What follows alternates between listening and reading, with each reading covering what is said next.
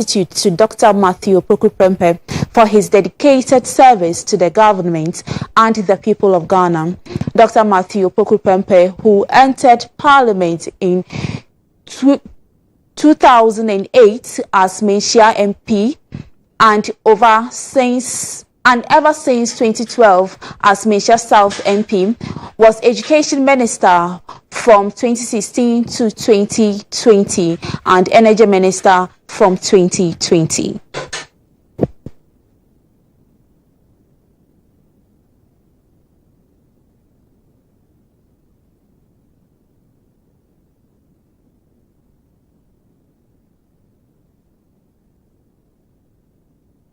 Away from that, the National Pensions Regulatory Authority, NPRA, is giving the Social Security and National Insurance Trust, SNIT, clearance to sell off 60% of its stake in 4 hotels to Rock City Hotel Limited, a company owned by Agric Minister and MP for Abetifi, Brian Echampong.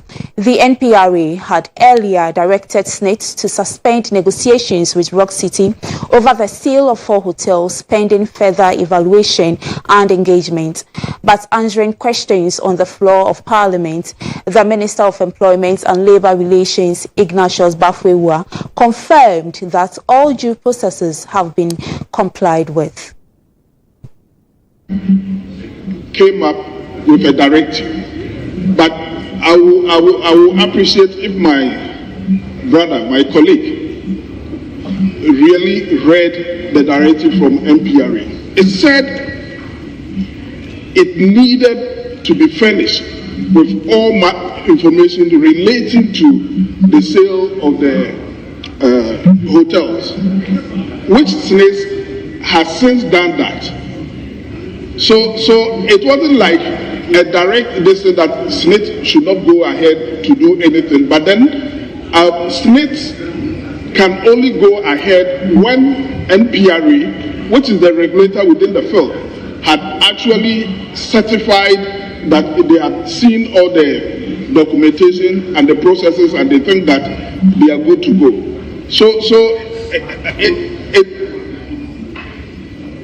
Well, Honorable, please conclude your answer. Yes, so as a minister, I can tell you on authority that NPRA has since indicated that they had seen the process.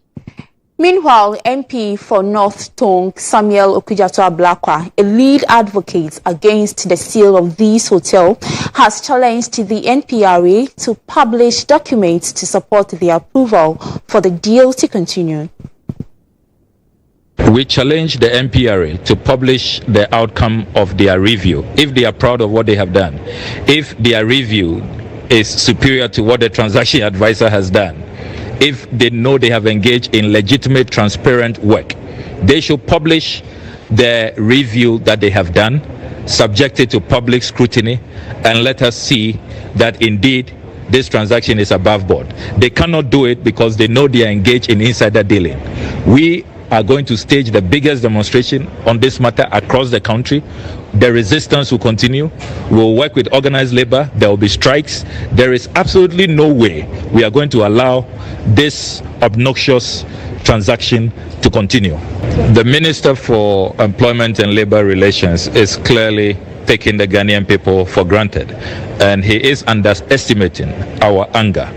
How can the minister tell us that the NPRA has given SNIT the green light when, as we speak, the transaction advisor, Sem Capital, led by Dr. Sam Mensah, has issued a damning verdict on this transaction?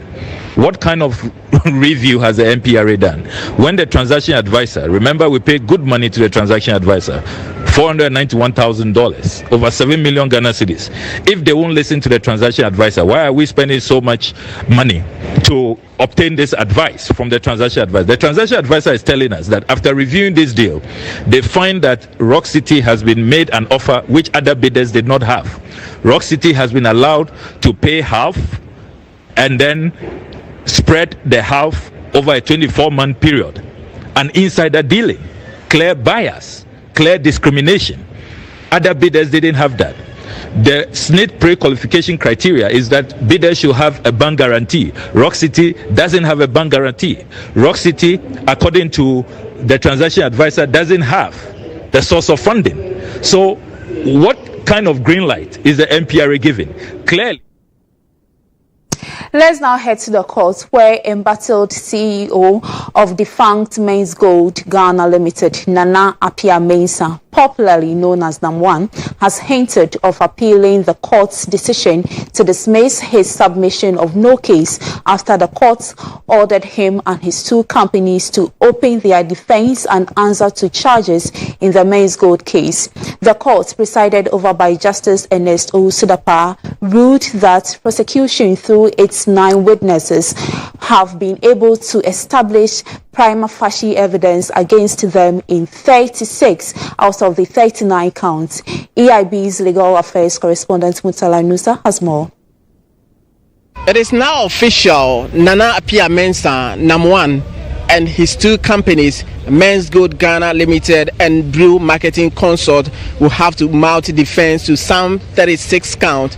This was after Justice Ernest Owusu has found as a fact that prosecution, upon calling 9 witnesses, have made a prima facie evidence against GHOne, for which reason the court ought to hear from him, or he had to mount the witness box and offer explanation, analyzing the prosecution witnesses who have come to court and what they have said in relation to count 1, which has to do with selling gold without license, count 2, deposits taken without license, and also at the count of GHOne defrauding by false pretenses, including fraudulent breach of trust and money laundering, among others. The court was of the considered view that witnesses who have come to the court have been able to explain to the court or raise doubts or raise questions for which GHOne, the chief executive officer of the defense Men's Gold, ought to answer. This decision lasted for over 3 hours, which involved 110 pages. Of course, it was a very, very extensive and a detailed ruling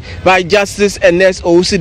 So the effect of it is that prosecution, led by the director of public prosecution, Mrs. Yvonne Atakra-Obobisa, have been able to make a case against GHOne and his two companies involving the sum of 340 million Ghana cedis, for which Men's Gold customers are allegedly to have been victims of that particular incident. And in fact, one of the things that the court has been saying is also to the effect that GHOne was able to use celebrities, beautiful ones of course, to allegedly induce the public to invest in Men's Gold when they knew for a fact that they did not have license to do so. The accused person himself, GHOne, has been explaining to the media and said, look, the court has spoken, but he'll see his lawyers and he'll look at the options available whether to consider appealing against this very decision.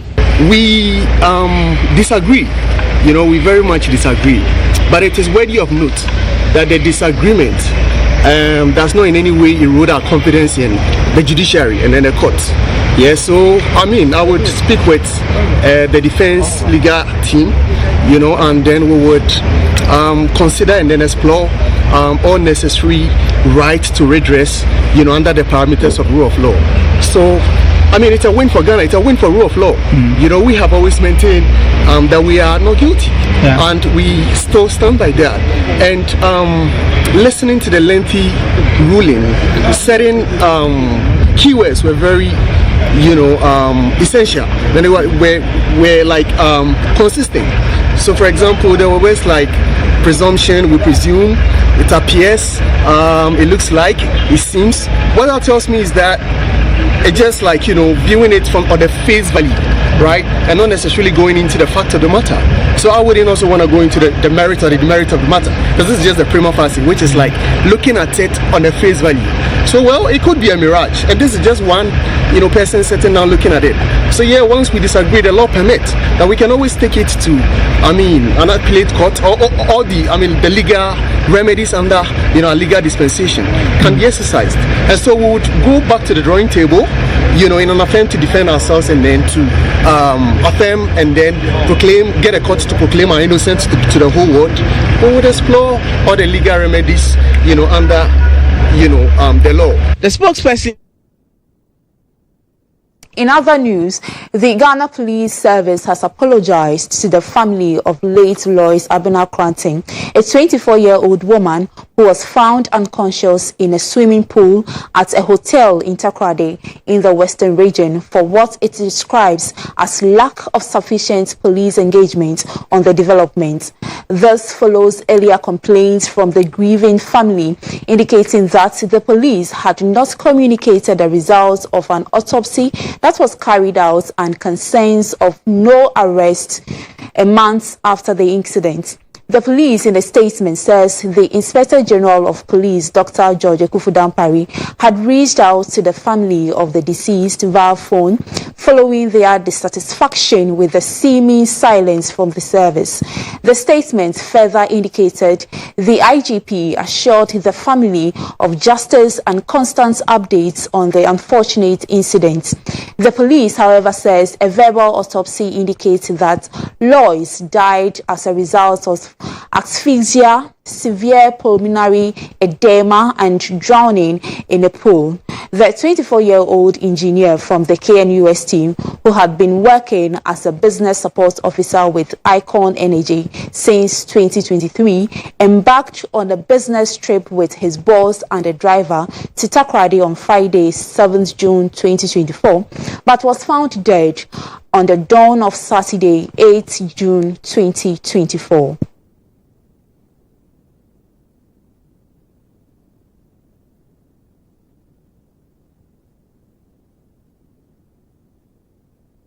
And that's it for GH Today News with me, Evelyn, Araba, Aidoo. Stay tuned for GH Today with Sewam here.